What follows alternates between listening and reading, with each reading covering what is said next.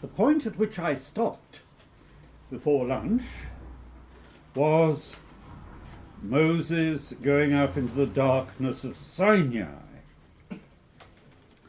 Not a negative experience, because though in the darkness he passes beyond all human conceptual thinking, yet he does meet God. So it is not simply an experience of divine transcendence, but also an experience of divine union.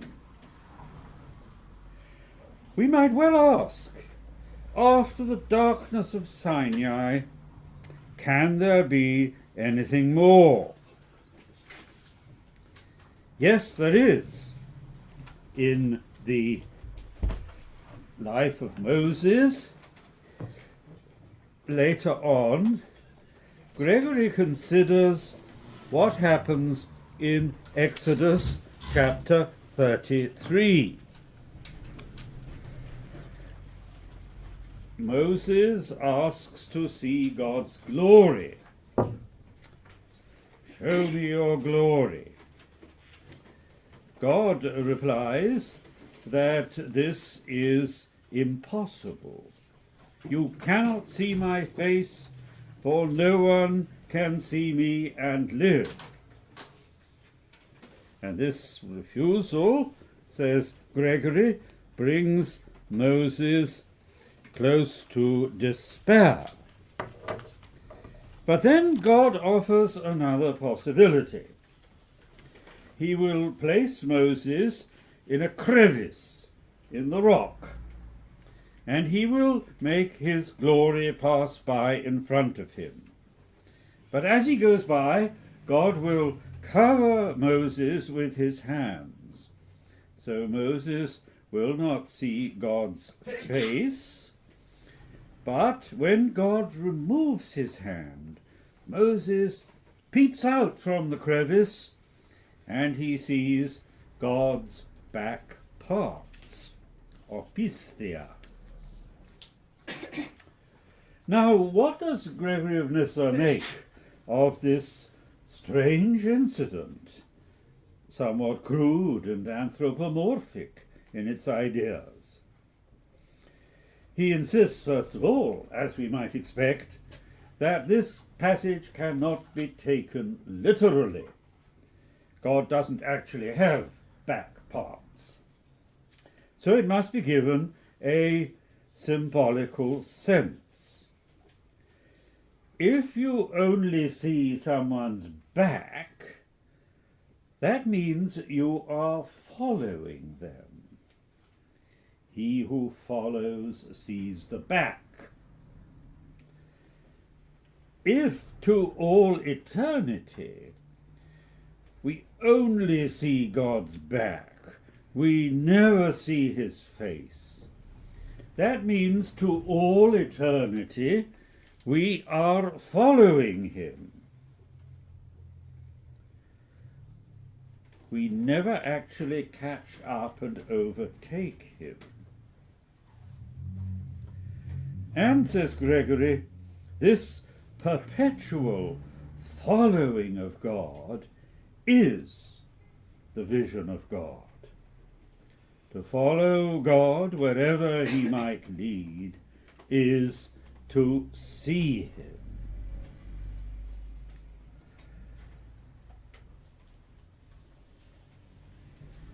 Commenting on this, Danielou, in his excellent selection of texts from Gregory, From Glory to Glory, which I strongly recommend, as published many years ago, a good way in, even today, into an understanding of Gregory. Danielou writes, "We have thus reached the most important intuition of all in Gregory's mystical theology. God becomes ever more intimate and ever more distant, known by the smallest child, yet unknown to the greatest mystic, for the soul possesses God and yet still seeks him. Gregory's point is this: exploration is inexhaustible and eternal. We shall never know all there is to know about God. Even in the age to come, we shall continue to progress from glory to glory, and then to a glory that is greater still. This is often described in the Greek verb ektasis. This is not a word that Gregory in fact uses very often. It's his modern critics who use it. Oh, I can write on a whiteboard, can I? Yes. Yes. Well, I'll do that. Is there something to write with? Yes, Yes, there there is. So, here we are, ektasis.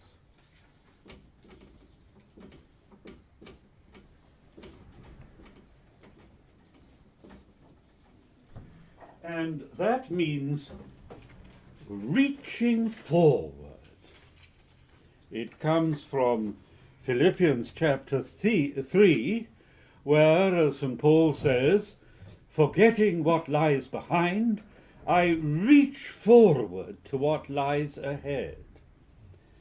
Gregory's point is that this reaching forward will go on even in the age to come.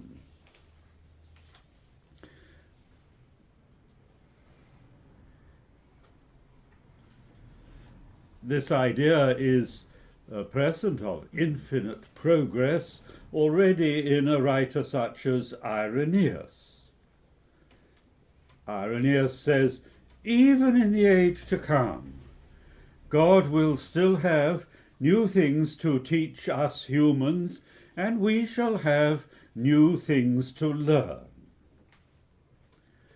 We shall never, even in heaven, be able to say to God, "You are repeating yourself. We have heard it all before." God will go on surprising us by presenting us with fresh truths that we had never even dreamt of before. Heaven is infinite progress. I remember describing this view of Gregory of Nyssa some years ago, and at the end of my talk, an elderly lady came up to me and said, "I found your remarks deeply depressing." I was a little surprised. I thought I'd been rather eloquent. So I said, "Why?" She said, "I've had a hard and busy life, and I did hope that in the age to come I would have a good rest." Well, Gregory would say, yes, you will have a good rest, because to seek God endlessly is to find him. To be in perpetual movement in heaven is yet to be standing still. Gregory is fond of these kind of paradoxes. I touched on this morning, the coincidence of opposites. In the account of the ascent to Sinai, we see that darkness means luminosity. Vision means non-vision. Knowledge is unknowing. Gregory is very fond of these kind of oxymorons. Other examples are sober drunkenness, watchful sleep, that's relevant, to anyone speaking in the afternoon that if I see you falling asleep, I shall imagine that you are also watchful. Wise folly, passionless love, living death. So Gregory makes a deliberate use of paradox, of antinomy. And the point of paradox is that by combining together two contrasting ideas, finding and yet endlessly seeking, constantly moving, yet in deep stability, these kind of paradoxes enable us to leap forward into a new level of understanding. And much of their value lies in the element of surprise. Jokes can have the same effect. Telling jokes is a skilled thing because you must retain the element of surprise. If you anticipate the point of your joke, you will spoil the story. If you keep stopping saying, ha ha ha, this is frightfully funny, you will alienate your audience. You have to tell your story as far as possible with a straight face, perhaps a slight twinkle in your eye, and you have to reserve your punchline for the end, because part of the purpose of the joke is to startle people and to, in this way, awaken in them a new understanding. Joke, if it's well told, makes you suddenly look at reality in a different way. Jokes in this way have an eschatological function. So do paradoxes. And that, I think, is why Gregory is very fond of paradox. The divine truth lies above our human logic, but we can point towards it by making apparently inconsistent statements and yet demanding that you must hold these two truths together in union. As Nicholas of Cusa says, and I mentioned him this morning, I have learnt that the place wherein thou art found, unveiled, is girt round about with the coincidence of contradictions. And this is the wall of paradise, wherein thou dost abide. Yes. So Gregory has this image of homo viator, man the traveller.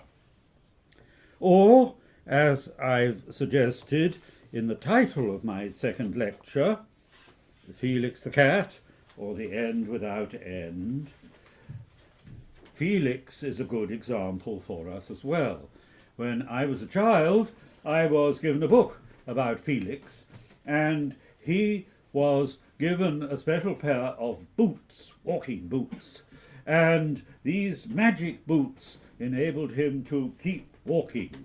And so the refrain of this children's story was, Felix, he kept walking on. Well, Felix would have been thoroughly approved of by Gregory of Nyssa. Gregory develops this idea of unending progress by discussing the nature of perfection. This is what he does in the prologue to the life of Moses. He says that the very essence of perfection lies in the fact that we never become perfect. We can never say, I have arrived. There is always more before us. As Tolkien says in The Hobbit, roads go ever, ever on.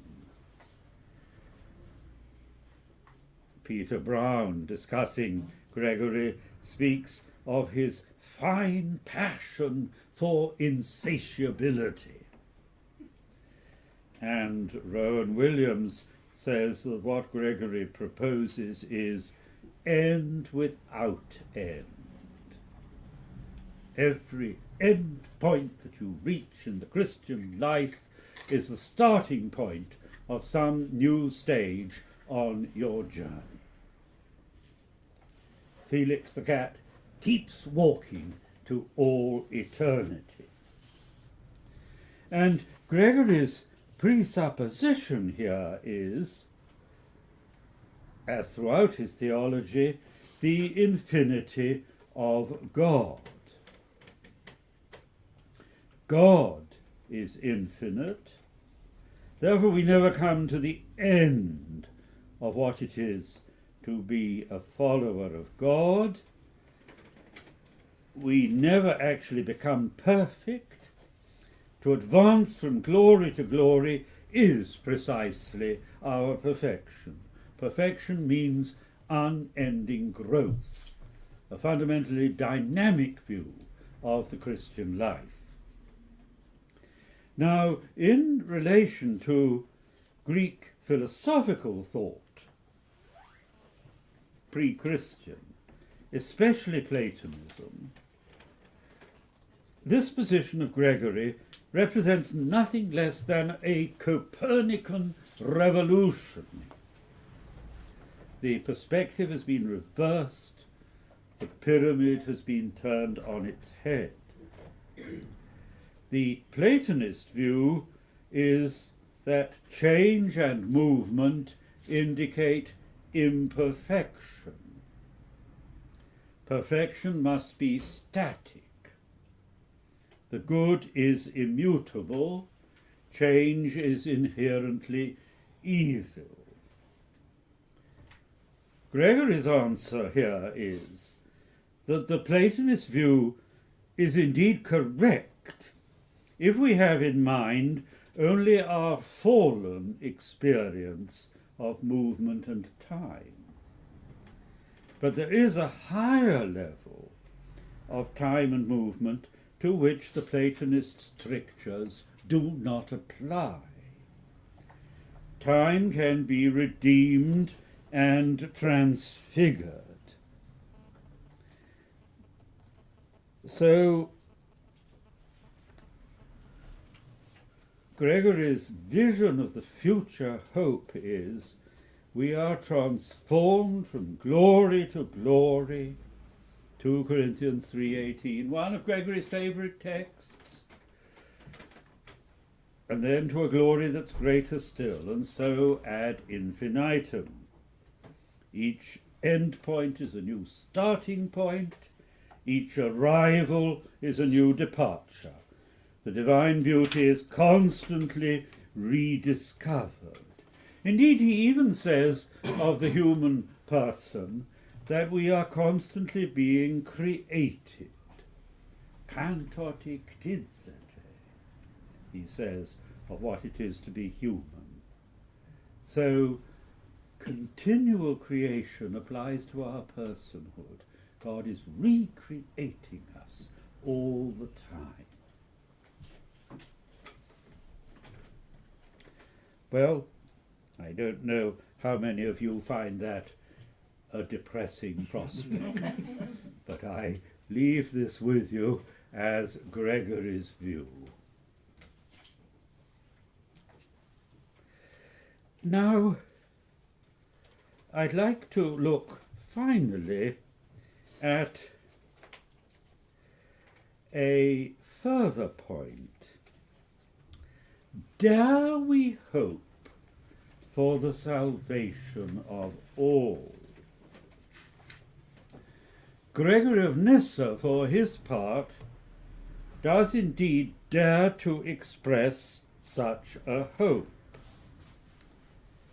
In his catechetical oration, chapter 26, he insists that the incarnation is universal in its scope. Even Satan, he says, even the devil, will eventually be led to acknowledge the justice and saving efficacy of the incarnation. Gregory envisages a final cosmic doxology when he writes, "By long and circuitous methods, the wickedness which is now mingled and confused with our nature has been finally expelled from it. When all things that are now sunk down in evil have been restored to their original state, there will ascend from the entire creation a united hymn of thanksgiving."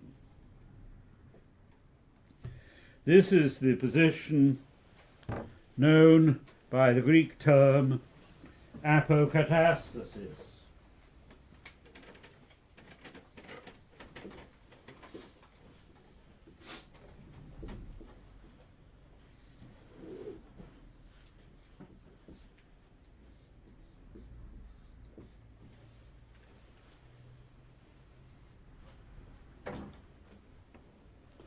Which signifies, in the broad sense, reconciliation or restoration, and is taken to have the more specific meaning of universal salvation.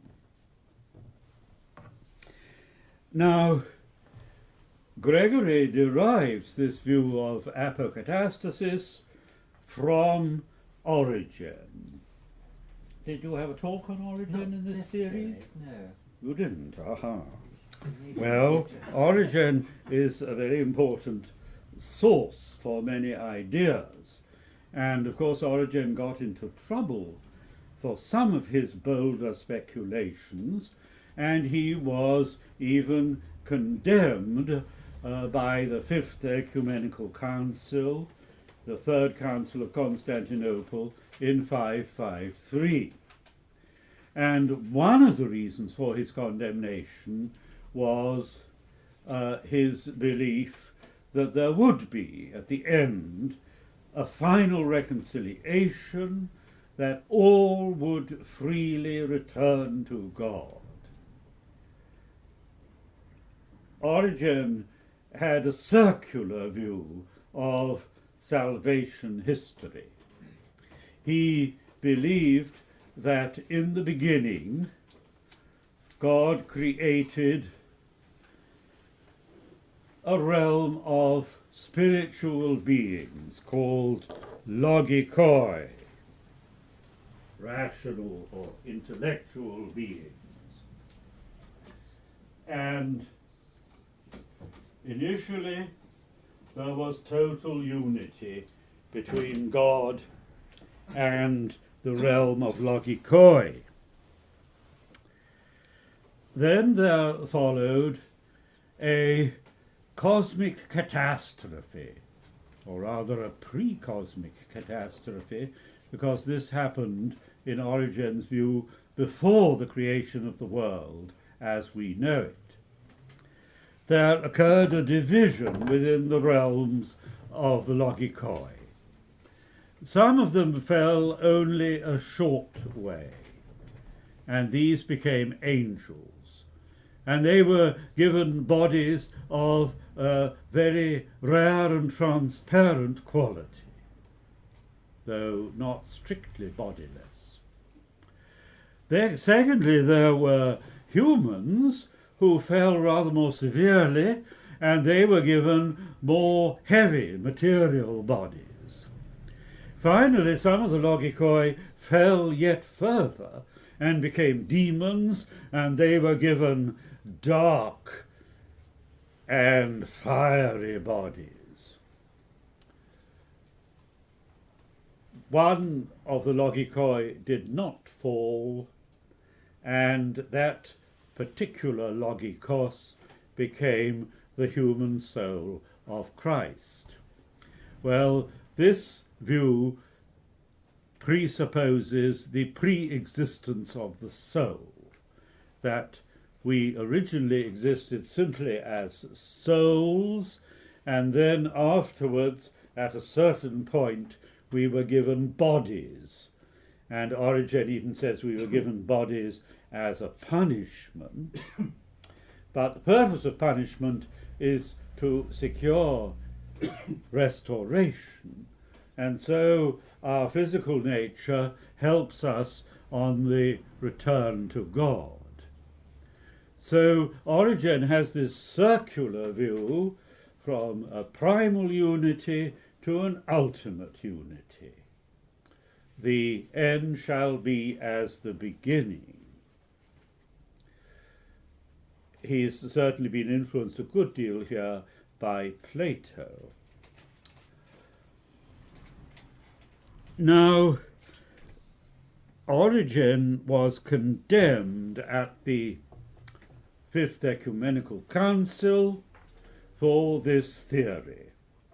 And in particular, he was condemned for maintaining that the soul exists before the body. The standard Christian teaching is that body and soul come into existence together at the moment of conception. Origen was also condemned for suggesting that everybody was going to be saved. Though here I think the council may have been unjust to Origen. Origen only expresses it as a hope, not as a certainty. He envisages it as a possibility, not as an inevitable event. And so perhaps his critics were sometimes unjust to him.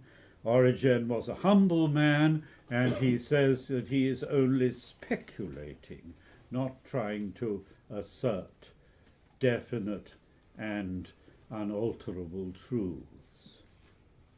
However, Gregory of Nyssa, who of course is living a good deal before the Fifth Ecumenical Council, is rather more confident than Origen. He says, "There will ascend from the entire creation a united hymn of thanksgiving." So Gregory of Nyssa actually suggests that this is something that is going to happen, that is bound to happen. He sees the final reconciliation not just as a possibility, but as a firm and confident expectation. However, Gregory of Nyssa, I'm happy to say, was not condemned by the Fifth Ecumenical Council. Why not? Well, if you wish to be fairly cynical, you will say it was because he was Basil the Great's younger brother.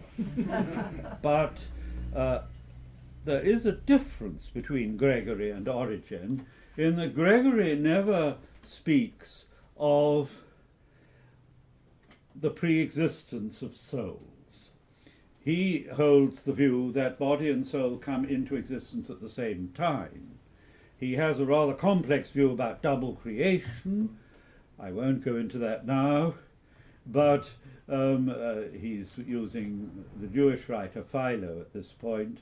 But he certainly doesn't hold that we first existed as souls and were only later given bodies, which of course gets Origen into considerable difficulty when he wishes to discuss the resurrection of the body at the last day, which is after all part of the basic Christian teaching going back to the New Testament. Origen's view also tends to downgrade the incarnation. If the body is not a real part of our personhood, then Christ taking a human body is made somewhat less important. Though Origen, in fact, had a keen devotion to the person of Jesus Christ, so did Gregory of Nyssa. Well, I, for one, am glad that Gregory of Nyssa was not condemned. Commenting in all this, let me say several things. First, obviously there is a need for reticence here. The last day and the age to come are a mystery to us. It's dangerous to attempt to say too much. On Oxford Station, I'm not sure whether it's still there used to be a notice. If you walked to the far north of the station and your train was late, you would come at a certain point to a notice saying, "Passengers must not proceed beyond this point. Fine £5." It's gone up since then. And I thought this could be translated into a religious context. Theologians must not proceed beyond this point.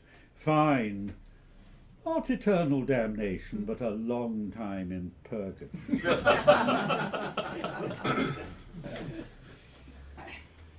There's a great deal we don't know.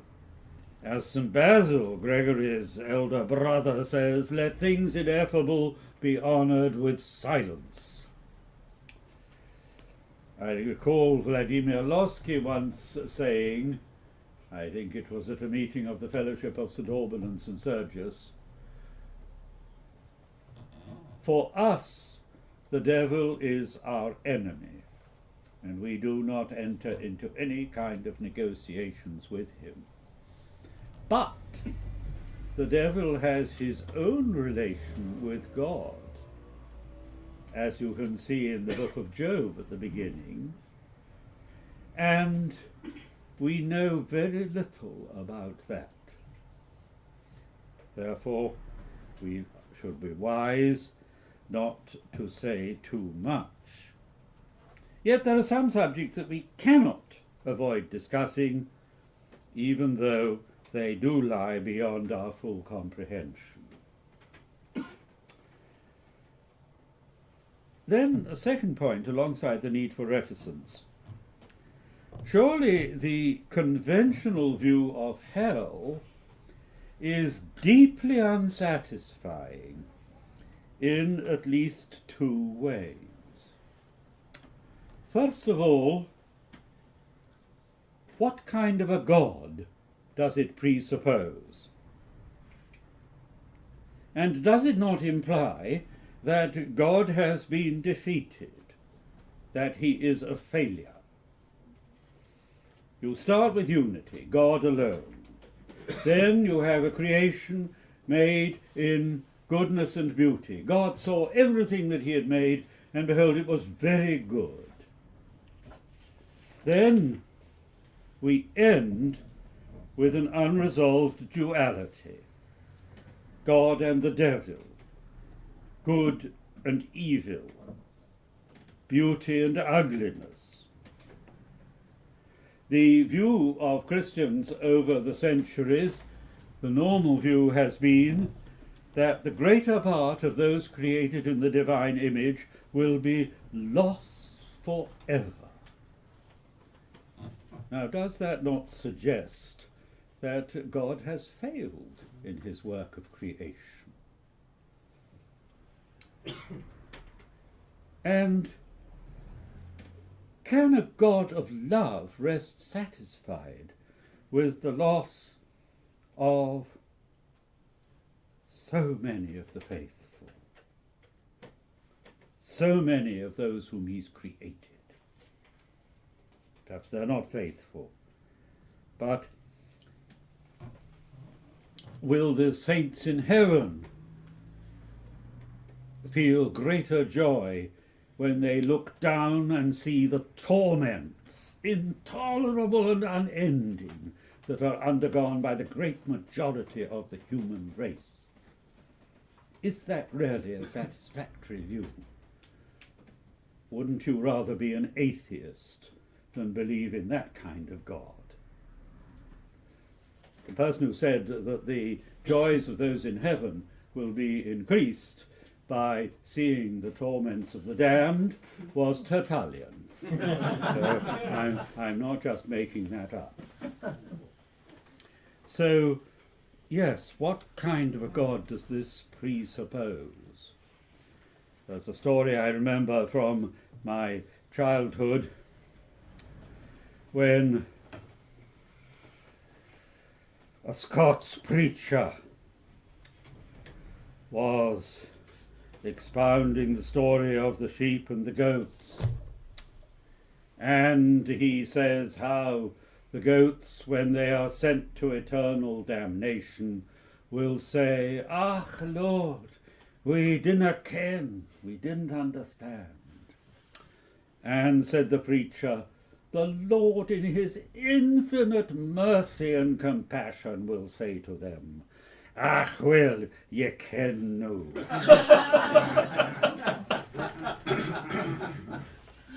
So that is one point, I think. The conventional view about damnation surely is very unsatisfactory. And a second, more specific point here, what kind of a theology of punishment does it presuppose? Now, Origen argues that there are three possible aims in punishment. First, there is the deterrent, to deter other people from doing evil. Pour encourager les autres. You'll remember the origin of that quotation when in the 18th century the British shot one of their admirals because he had failed to win a particular naval engagement. One of the French, may have been Voltaire, commented that they had done this to encourage the others. So that's one way of thinking of punishment, to deter other people. And then there is the vindictive view of punishment. You have done evil, now you're going to suffer for it. An eye for an eye and a tooth for a tooth.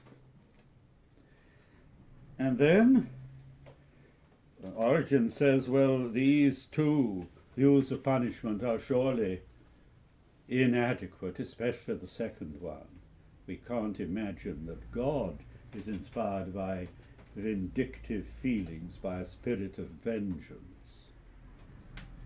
So Origen says the only real moral view of punishment is the third one, the reformative one. God is not a sadist, but he is a physician. Therefore, if he punishes people, it is in order to heal them, in order to bring them back to good. And surely that is the only moral way of punishment. Surely that is the only way in which parents can justify punishing their children. So, reformation. But that makes no sense of hell. Hell is unending punishment. You are never changed, you never get out. That's the traditional view of hell. So that makes the punishment in hell futile. It never changes people for the good, because they are fixed forever in their situation of rejection by God. So Origen said the only Christian view of punishment is really the reformative one.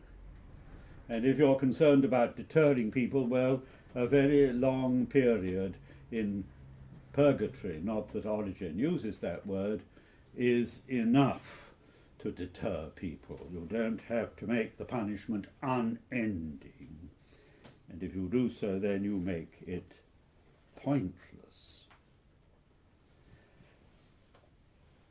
Of course, you might argue that the pain of those in hell is self-inflicted.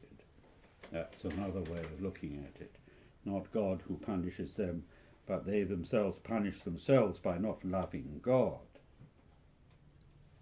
So you can see there are quite strong arguments for Origen holding that in the end all might be saved. And that's also Gregory's view. Now Gregory wants to do justice to two principles. The first is that God is love, and the second is that humans are free. God is love and he is infinite, and so his love will never be exhausted. He will never stop loving us. He will never cease to love until every part of his creation has freely and voluntarily turned back to him. But humans are also free. Gregory is very definite about the importance of human liberty. So to all eternity, humans can continue to reject God. They can continue to say no, and to reject him is hell. So you've got here another of the antinomies with which Gregory wrestles. We are free. It seriously matters what moral decisions we make. If you say we're all going to be saved, we're all going to go to the same place, that takes away a lot of the significance of our Christian life. It takes away a lot of the sense of crisis. So, yes, we want to stress human freedom, but Gregory says, in the end, God's love will prevail. He will wait. His love is inexhaustible until every part of his creation turns back. Even if that will only happen after countless ages. Another person who took this view about universal salvation is St. Isaac the Syrian. And this is very clear in the second part of St. Isaac's works, published by Sebastian Brock. In the first part, which is the part of Isaac that was known to the Greek and Slav world, this is implied but not altogether clear. So I admire Gregory of Nyssa for his boldness in replying, yes, God's love is everywhere and it will prevail, but we are still entirely free. To conclude, let me read simply some words from Father Sophroni's biography of Saint Silouan. I remember, says Father Sophrony, and here he's describing life in the Russian monastery on Mount Athos, I remember a conversation between him and a certain hermit who declared with evident satisfaction, God will punish all atheists, they will burn in everlasting fire. Obviously upset, the starets said, tell me, supposing you were in paradise and there looked down and saw somebody burning in hellfire, would you feel happy? It can't be helped, the hermit replied. It would be their own fault. The starets answered him with a sorrowful countenance. Love could not bear that, he said. We must pray for all. And on the Sunday of Pentecost, tomorrow, at Vespers in the evening, we shall indeed pray for those who are in hell. And I'm sure Gregory of Nyssa will be glad that we're going to do so.